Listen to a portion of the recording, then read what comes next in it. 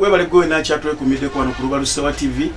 Jukira nti Lubalusewa TV tuli ku mutimbagano ngambo gwa YouTube, Facebook, sakone TikTok. Tugoberere, likingo, commentinge, tubenga tukuwa ebintu bitulina okuwa. Tulina ensonga ezenjawulo ze tukwatako etusobola okuba nga tuzinyonyola abantu baffe ne muzitegeera oba olyawo kwezi ezimu zoba tutegedde n'ozinyonyoka bulungi naddala nga tukuleetedde abakugu abo bennyini abakwatibwako ku nsonga eyo ne basobola okuba nga batunyonyola nga bulijjo amannya nze Ajay Samuels wano ku Lubalusewa TV. Olunaku olwaleero tulina sponsor waffe mu nnyumba ate ng'ono si mulala ye Lugya Properties agenda kuba tubuulira amannya ge ate atubuulire na biki byabaleetedde mu festive season eno. Omaye Christmas mwaka nga tugumalako abantu nga bana balina mu kasente n'abalina business ez'enjawulo basobola okuba nga batuwa ku tips ne batuwaayo ku bintu ne batuddiza kale kubayita okuddiza. Twakulaba Lugya Properties atuleetedde ki ate olunaku lwaleero. Jjukira nti omu ku basponsor baffe wano ku Lubalusewa TV. Tusanyusa okulaba director Lugya Properties eno ye Lubalusewa TV. Abantu baffe beyanjulire bakutegere bulungi. Amanya gange nze Lugya Properties office company esangibwa Matuga Kitiro ayo 12 kuve Kampala. Okay. Ettaka lino litandika ddi? Ettaka mazemu emyaka namusanvu n'abantu baguza amataka obaweereza. Tata weebale. Ettaka abantu baagadde okumanya era babireyo mu comment sections batubuuza Lubalusewa ettaka lino litandikira mu sente meka ffe ebiseera bisinga tubaweebo namba neziyita ku screen ne tubaga nti mugende direct ajja kubakubabu ababuulira ettaka essente mwe liri ebyapa nijjukira nti wangambako nti mukola n'ebyapa. Okay, si bino byabali olwo abantu bagoba ku byapa ogera kulanga jjajja ali ku mawulire nga abannange ekyapa kyange bakitwala. Okay. Ekirala abantu bagadde okumanya ettaka liri mu ssente mmeka okibanja mpola mumukkiriza byonna ebintu ebifaananako kwebyo. Okay. Abantu so balambulira nti ettaka lino musobola okuba nga mufuna tugeze nti olina $5,000,000 ne yeebuuza tukola tutya eba yenkana etya eyo poloti. N'ekirala abantu obanyonyolemu nti ettaka lyo bitundu ki? Ettaka eryo liri mu bitundu byonna. Ettaka tutandika $5,000,000 okwambuka waggulu. Tutunda n'ekibanja mpola oba olina $3,000,000 oba 2 tusobola okuguza poloti ya $5,000,000 n'osasulako $3,000,000 tusigala tukubanja mpola. Okay, abantu babulidde bitundu. Tutunda Matuga, Sanga, Semuto, Luwero, ebitundu ebyenjawulo byonna. Okay, tulina abantu abalina akasente kaabwe nga kabawezeeko ngandyagadde okukola faamu bandyagadde okukola okulima okulunda aga amataka go nga Lugya Properties mugayina ge baagala okutegeera.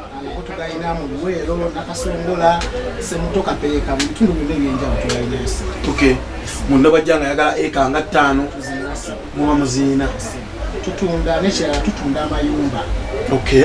Ebbeeyi yonna. Tutandika ku $15,000 okwambuka. Okay. Amayumba gano abantu bandyagadde okumanya gali mu bitundu ki? Abantu bafunye nnyo okusoomoozebwa director nti abamu batuuse ne bagula amayumba gaabwe oluusi ennyumba zino bazigula ng'ate olwedde mulimu abasulamu naye ne batuuka ekiseera oli asulamu tugeze afunye ssente ate n'azikoosa mu bukyamu sinakindi ne bamufeera. Niyo ogera okulaba omuntu oli ataaganidde mu nnyumba musanga gitutte ku poliisi. Ensonga zino mwenga ba Lugya Properties muzikwasaganya muti? Lugya Properties tugenda okuguza ennyumba nga buli kimu kiri ku mutendera. Okay. Tugenda okuguza ennyumba omuntu alina okudde alina okuvaamu. Tutunda amayumba agalimu abafuna agataliimu. Okay. Mwina n'agammwe ge mwezimbira mwengammwe. Tuzimba agaffe. Kati ffe nga ffe abamu nze nina obuzibu bw'okusolooza abapangisa. Osobeera n'ennyumba zo naye nga bapangisa ekyamazima ennyumba ziri 10 nga bakutawaanya. Musobola otusololeza amayumba. Abalabi baffe bannyonnyole.